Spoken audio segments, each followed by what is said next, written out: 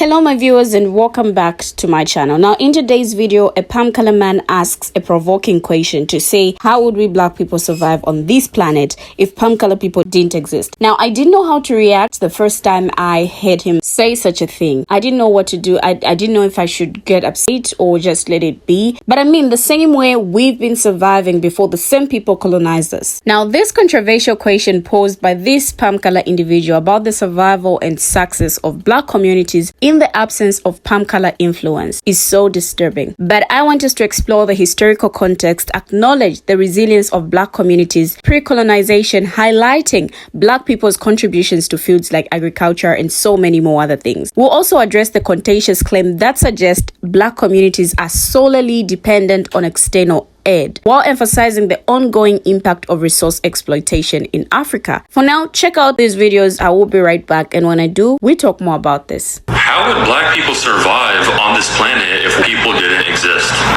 Now, some people might think of this as a joke, but this is actually a very serious question. There is nowhere on this planet an example of a self-sustaining and successful and thriving black community. I mean, let's take Africa for example.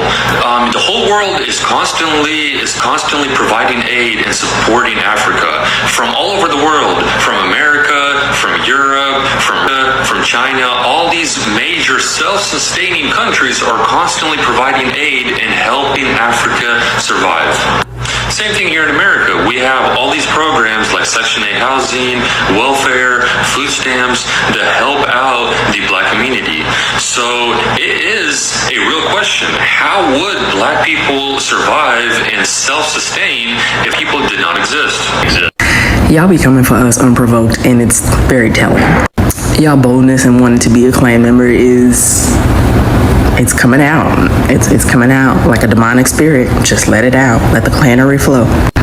But I have some clarifying questions, especially since you said that black people can't survive because of us being on Section 8 and black people in Africa not being able to sustain their own villages, all without people being able to take care of them. So I have some clarifying questions.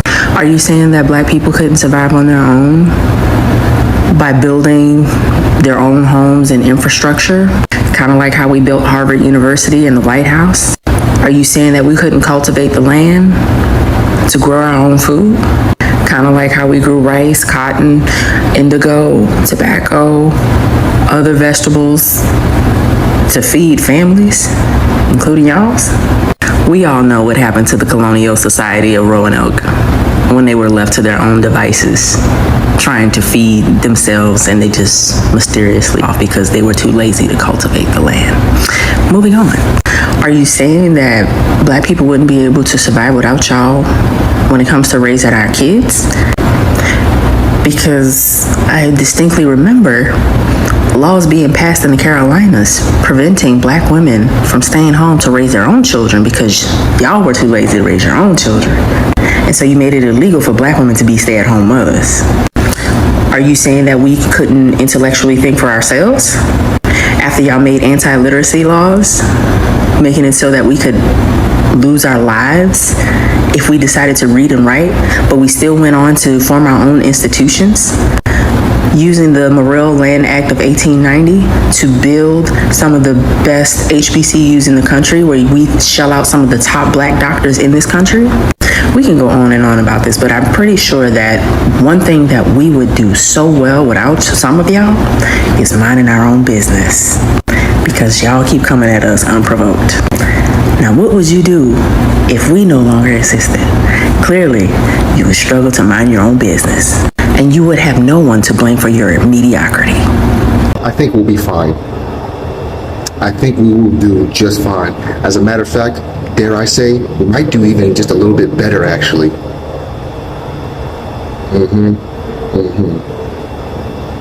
Yeah. Everybody feels me on that, right? But if the European was to this earth today, there's a little bit of that European still in a lot of Africans. All my woke brothers and sisters know what I'm talking about. So yeah, we can get rid of we can do that. But what about a few brothers and sisters who have that internally? How are we going to deal with them? That's my question. Just a thought, that's all. Just my thoughts. Our ancestors had to teach your ancestors how to properly bathe and groom themselves. Hell, we still doing that now. I think we would be fine. Trust me. Troglodyte male. Is this you? Yeah. You all really think you all be on to something, don't you?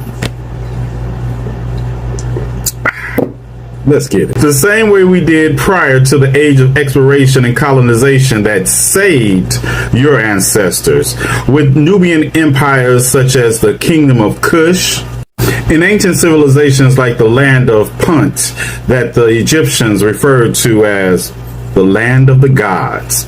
Oh, the Egyptians are not even on this list. Let's get it. With city-states like Carthage that were the North African hub of commercial activity and flourished for over 500 years. That would be longer than the United States has been in existence.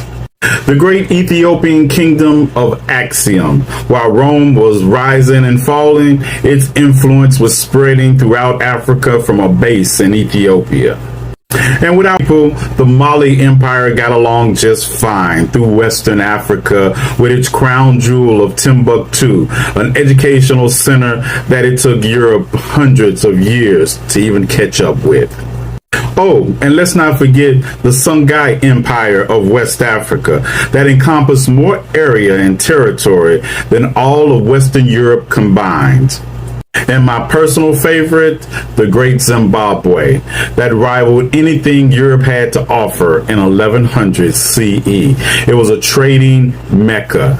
Goods and services were traded there from all over Africa, and also included trade with India, China, and the Arabian Empire. What you reference is not aid. It's capitalistic colonization, because European colonialism is alive and well in Africa today. And America, China, all of them are jumping on the bandwagon. Why, you may ask? Because Africa, by far, contains the most mineral wealth of any continent on this planet.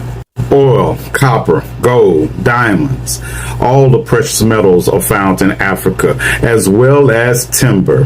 That is why all of these nations you mentioned want to get a foothold and colonize in Africa today. It is not Africa who needs Europe. It's Europe and America who needs Africa. Section 8. Let's make this quick, because you could have just Googled this. But about half, 49%, of projected base Section 8 recipients are about a third, 33%, are black, and 13% are Hispanic. That's Section 8. Moving right along. Next. Welfare. Something else you could have just Googled. You would have discovered that 75.2% of the welfare paid in 2020 went to retired workers and dependents accounts. And you would also discover that 36.5% of welfare recipients are, while 25.8% are black. There have been many examples in this country alone of self-sustaining, thriving black communities, but your ancestors could not stand to see them prosper and thrive. That's why you continually burned them down. Communities like Colfax, Louisiana in 1873.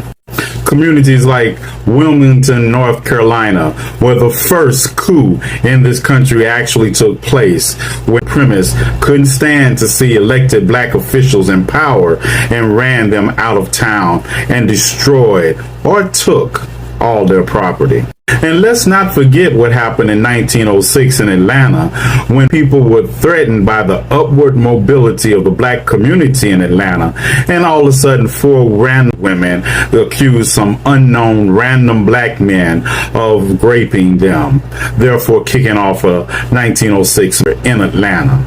And probably this moment in American history when it came to racial occurred in Elaine, Arkansas in 1919, where the black population outnumbered the population by 10 to 1, thriving 10 to 1. And when that thriving black community in Elaine, Arkansas got together and decided to demand justice with their economic might, what happened? Oh yeah, that's right.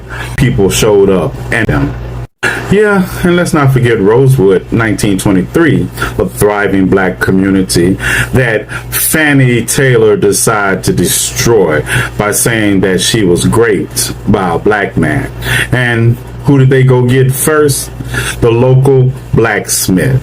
And before him, they made sure to torture him and a tree and proceeded to start to burn down a thriving black community. Listen here, you poster child for why your uncle should have had a sister. Black people don't need you all. We did not create the transatlantic slave trade because we needed you. You created it because you needed us. And we will be fine if it exists tomorrow. And I said what I said. As a black person, it's very, very disheartening to encounter such a sweeping and inaccurate statement that questions the ability of black communities to thrive independently. Now, the assertion that there are no self-sustaining and successful black communities ignores the rich history of civilizations across Africa before the era of colonization. Our ancestors not only survived but built thriving societies with advanced systems in governance, trade, and agriculture. It's crucial to remember that Africa's contributions to agriculture, among other fields, laid the groundwork for knowledge that transcended borders. The claim that black communities are dependent solely on external aid overlooks the resilience ingrained in our history. It's equally important to address the ongoing challenges stemming from historical exploitation and resource theft, perpetuated by colonial legacies that continue to impact African nations today. The question seems to lack an understanding of the complexities involved, dismissing the agency and contributions of black communities throughout history. Multitude of thriving societies with sophisticated cultural, economic, and political structures. The various kingdoms and empires across the continent were evidence of self-sustaining communities that successfully navigated the challenges of their time. The assertion that black communities are heavily reliant on external aid overlooks the agency and resilience displayed by Africans throughout history. Contributions to agriculture, medicine, and astronomy are just a few examples of the profound impact made by African civilizations.